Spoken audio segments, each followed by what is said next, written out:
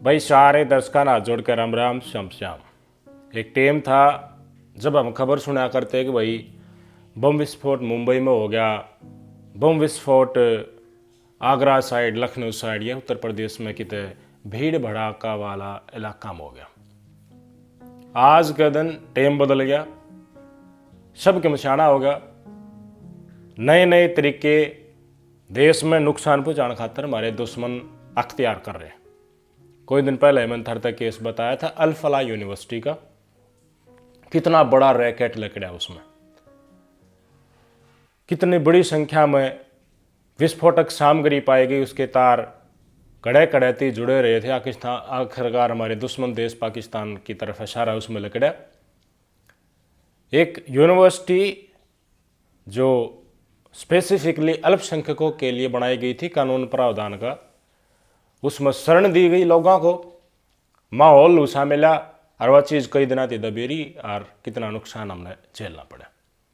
उस टाइम पर हमने अब तक कही और बहुत सारे और लोगों ने भी कही भी आतंकवाद का कोई धर्म नहीं होता, सारे मुसलमान देश विरोधी नहीं होते। बिल्कुल सही बात है। एक और घटनाक्रम आज एक लकड़ की आया है जिसने आप जानोगे तो जान के आप चौंक जाओगे, आपकी आंख भी खुल जाएंगी कि आप घर से बाहर न डंग धरो हो तो कोई ना कोई आपने कैमरा में कैद करने लग रहे। और वह तस्वीर इसे आदमियों का हाथ में जा है आपकी कि वो देश की सीमाओं तक बाहर उसका कुछ भी किसी भी तरीके से हमारा दुश्मन का हाथ में लगा पाछे उनका किसी भी तरीके से इस्तेमाल कर सकता है। आपके स्क्रीन पर तस्वीरें देखो, ये हैं सोनीपत रेलवे स्टेशन की तस्वीरें। एक खुफिया कैमरा पकड़ा गया, सीसीटीवी कैमरा, 360 डिग्री व्यू लेने वाला, सोलर लाइट से चलने वाला। भाई कौन ध्यान दे है रेलवे स्टेशन के ऊपर, कौन ध्यान दे है इसी बिजी जगह के ऊपर भाई छोटा कैमरा ला दिया, महकमाड़ा ला दिया होगा। यो कैमरा पिछले कई दिनों से लाइव फुटेज ले रहा था, 360 डिग्री में। विशेषकर ध्यान था इसका कि ट्रेन किस जगह थे, किस जगह के ऊपर जा रही है, कितने टाइमिंग उनका है और किस वीआईपी का मूवमेंट इस जगह पे हो रहा है, किस ट्रेन में माल जा है, किस ट्रेन में पैसेंजर गाड़ी जा है, किस ट्रेन में सेना का मूवमेंट हो रहा है। हमारे हरियाणा की धरती पर इस तरह के केस विरले ही कदे आ जा तो आ जा। आज का दिन जितने भी रिसेंट में घटनाक्रम आ रहे हैं सारे केस हम हरियाणा और हरियाणा से और पंजाब के बीच का जो एरिया है ना, इस क्षेत्र को इस्तेमाल करा जा रहा है। ये टारगेट के ऊपर है। उन लाइव फुटेज का जांच करी गई तो एक सुहेल नाम का मास्टरमाइंड उत्तर प्रदेश के गाजियाबाद का रहने वाला, उसने सारा का सारा रैकेट ये पाकिस्तान की आईएसआई एजेंसी के कहने तक चला रखा था, पैसे के लालच में। और जो पैसे के लालच में देश से गद्दारी कर ले, हो सके है देश के साथ पहले ही उसकी देश की भावनाओं के साथ उसकी कटुता हो, इसके ऊपर भी चर्चा करांगे। जांच करी तो पाया गया कि इस तरह का कैमरा सराय रोहल्ला जो दिल्ली रेलवे स्टेशन है उड़े भी लगा रखे हैं, दिल्ली कैंट में भी लगा रखे हैं। और आगे चले गए तो भाई सोनीपत आगे लकड़ जाओ, जितने भी अटारी बॉर्डर तक रेलवे स्टेशन है सबकी रैकी करके वहाँ पर कैमरा इंस्टॉलेशन का प्रोग्राम पूरी टीम के साथ करा जा रहा था। अम्बाड़ा कैंट लगने थे, दिल्ली कैंट तो लग लिए थे, जालंधर, अमृतसर और अटारी बॉर्डर तक।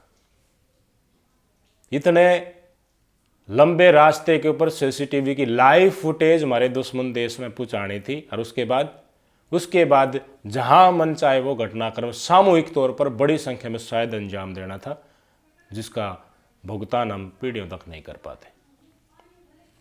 मान के लोग बाग अल-फलाह यूनिवर्सिटी के टेम पर कितनी कही गई थी कि भाई मुस्लिम समाज के युवकों ने अपने बच्चों का ध्यान रखना चाहिए, हिंदू समाज के बच्चों ने भी ध्यान रखना चाहिए कि देश से गद्दारी के लिए कोई कीमत तुम्हें दे रहे हैं तो उस कीमत को हाथ में ना पकड़े, थूक दें उसे। लेकिन लोग बाग समझ गए, सुधार हो गया। बड़ी संख्या में ये चीज़ पूरे देश और दुनिया वाले ने देखी। लेकिन इब भी सुहेल नाम का एक व्यक्ति ने देश तक गद्दारी करने का पूरा टेंडर ले लिया और लालच, बेरोजगारी, आर्थिक तंगी, इसका इस्तेमाल करके इसमें हिंदू भी शामिल कर लिए।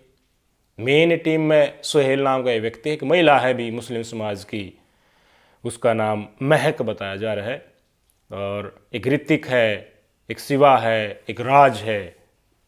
हिंदू समुदाय के बच्चे भी, नौजवान बच्चे हैं ये। 25 से 30 हज़ार रुपया इन अभिन्ना का दिया करता कि मैं बोनस वानस भी दे दिया करता कि भाई तुम बढ़िया काम कर रहे हो, खर्चा पानी भी इनका कर दिया करता। तो इसका लालसा पूरा का पूरा इनका न्यू बन रहा था, भाई हम तो बढ़िया पैकेज वाली नौकरी करा, ये सौदा न्यू चलता रहेगा। इनके जो पकड़े गए हैं, जिन कैमरा लगवाया करता है फील्ड में भेज के, तो इन तय मैं इनके माँ बाप दर बुझ जी, तो वो माँ बाप ने कहा हमने तो नहीं करा रखी मारते, तो हम तो नौकरी करा। और आरोपिया ने थोड़ा बहुत संदिग्ध लागता तो कह देता जो मेन मास्टरमाइंड था, भाई ये तो काम हमने कंपनी तो टेंडर में ले रखा है, हम लगाओ, किसी ने बेरा नहीं पाटना चाहिए। डाउट होती है भाई रुपया में नहीं मिलेगा, विरोध करती है, नौकरी चली जाएगी और किसान लगा लेंगे, तो आर्थिक तंगी ज़्यादा पीड़ादायी इन नौजवान लगी। मैंने बताओ, एक धर्म के नाम के ऊपर कितनी सारी कवायद हमारे देश में चलती रहे, जानबूझ के अपने पॉलिटिकल गेन के लिए। आप सब ने पता है बीजेपी धर्म का कार्ड में किस डर खेल रहे हैं। उस धर्म के कार्ड से मुसलमान समाज के जो युवक हैं उसमें नफरत भी बना है कि देखो देश तुम्हारा भी है, और सिर्फ अपना पॉलिटिकल गेन करने के लिए हमारा दोयम दर्जे का नागरिक हमने सिद्ध करने की कोशिश की रही। क्योंकि वाराणसी का भी केस आया ही, कोई इफ्तार पार्टी कर रहे थे, और पार्टी तो देखो हमारे हिंदू भाई भी नदिया में जाए, हरिद्वार घूमने जाए हैं, और बढ़िया है कौन सी जगह देख लें तो बढ़िया घूट मारे हैं कि मैं बच्चा बच्चा सौदा भगा दे हैं। तो नहीं, मुसलमान भी कर रहे थे वाराणसी में, उनके ऊपर FIR दर्ज करके उनको गिरफ्तार कर लिया गया। एक मैं क्राइम के केस बहुत सारे हम कवर करते हैं, इसे केस हमने देखे भाई, कोई किसी की लड़की ने बजा ले जा तो लड़की पक्ष वाला नाराज़ होके जो लड़का भगा के लेगा तो उसके ऊपर हमला कर दे है, और उसके बाद हम आप सबकी प्रतिक्रिया जाना करा तो टिट फॉर टैट जवाब आया करा कि भाई जैसी करनी वैसी बढ़नी, और ना लेकी बात जगह हमारे समाज इज्जत के साथ खिलवाड़ नहीं करा। ऐसे ही केस राजस्थान के बाड़मेर में हुआ, मुसलमान समाज की एक लड़की को एक हिंदू समाज का लड़का भगा ले गया, उल्टा एक गांव में आगे रहने भी लाग गए, समझा बुझा दिए। लड़की पक्ष ने कोई दिन बाद लड़का पक्ष पर हमला कर दिया, प्रशासन ने लिया बुलडोजर और लड़की पक्ष यानी कि मुस्लिम समाज का पूरा घर उजाड़ दिया। कुछ ऐसे हैं राजनीतिक लोग जो अपने स्वार्थ के लिए हिंदू और मुसलमान में जानबूझ कर नफरत पैदा करना चाहें। लेकिन इब्बे का राजनीतिक घटनाक्रम देख लो, हरियाणा राज्यसभा के चुनाव हुए हैं, 2 मुसलमान विधायकों ने बीजेपी की वोट डाल दी, वोट मांगी बीजेपी के खिलाफ। अगर बीजेपी नफरत फैला, बीजेपी न्यू करे है, हमने बना देंगे। कांग्रेस ने तो बड़ा दम भरा है, हर मुद्दे के ऊपर बोलती नजर आई है, लेकिन कांग्रेस के विधायक ही बीजेपी की वोट डाल गए। तो बड़े बड़े लोग हैं ना, ये किसी के नहीं है मेरे भाई, ये सिर्फ और सिर्फ आम हिंदू और आम मुसलमान में बैर भरते हैं।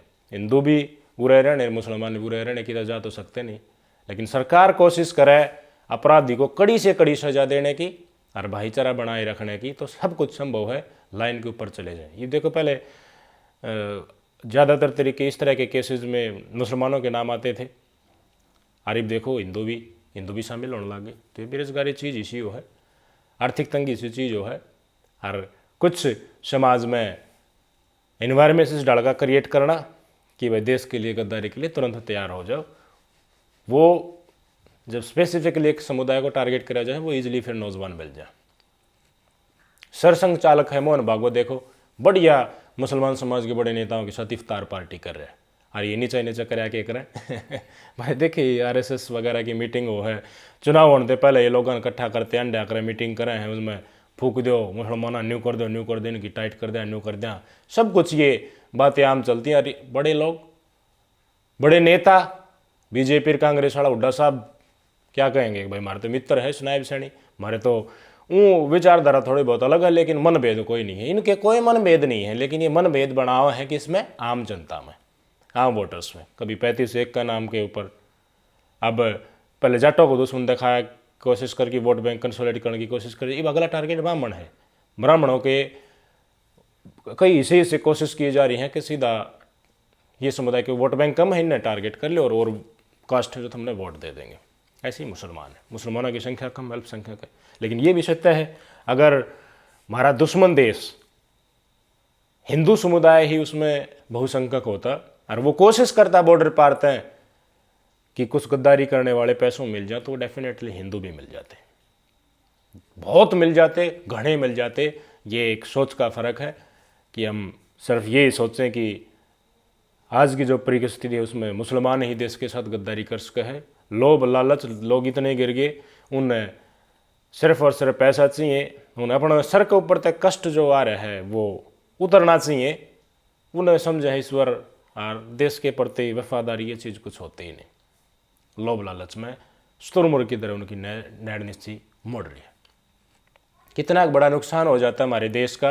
हमारे सेना की एक एक मूवमेंट पता चलती है, नहीं पता चलती कि कौन कौन से रोड से, कौन कौन से ट्रैक से, कौन सी रेलगाड़ी से सेना की मूवमेंट हो रही है। सेना की एक्सरसाइज चल रही है, आपने देखा होगा रेलवे स्टेशन के ऊपर या रेलवे ट्रैक के ऊपर दौड़ती रेलगाड़ियाँ, टैंक जाते हैं, उनमें मशीनरी जाती हैं, गाड़ियाँ जाती हैं, सारी चीज़ें जाती हैं। उससे कैपेबिलिटी पता चलती दुश्मन देश को कि वह भारत का दौरा के है। और इस एरिया विशेषकर दिल्ली से लेकर और अटारी तक, इसके बाद मोमेंट सारी रेलगाड़ियाँ का इस एरिया में पूरा कैमरा लगा पाछे, पूरा नॉर्थ वेस्ट एरिया में नज़र आराम से रखी जा सके थी। हमारे फौजी भाई बॉर्डर के ऊपर हैं तो हम सुरक्षित हैं। उनके साथ हमारे देश के सिविलियन, हमारे देश के नागरिक गद्दारी कर जाएंगे तो बचेगा क्या मेरे भाई। बेसिक चीज़ सिखाई जानी चाहिए, सोसाइटी में भी, स्कूल में भी। माँ बाप का भी करते हुए बने हैं, अध्यापकों भी करते हुए बने हैं। अपने बच्चे इन सिखाओ कि गरीबी कितनी हो जाओ भाई, मजूरी करके खा लियो, एक टाइम रोटी खाने टाल कर दो, लेकिन देश के साथ गद्दारी मत करियो। हिंदू हो, मुसलमान हो, सिख हो, ईसाई हो। राजनीति हमेशा से चमकती आई है नफरत से। कुर्सी बचाने के लिए लोग बड़ी संख्या में लोगों मरवा भी सके हैं, झूठा दंगा भी करवा सके हैं, फर्जी माहौल भी क्रिएट कर सके हैं, लेकिन रहना इस देश में सब नहीं है। आप नहीं भगा सकते। बहुत सारी कोशिशें हो रही हैं धर्म से कुछ लोगों की, ऊपरले लोगों की राजनीति चमकी तो नीचे अपने ऑटोमेटिक लोग खड़े होने लगे। मुसलमान अच्छे भी हैं, यह बात है, बुरे भी हैं।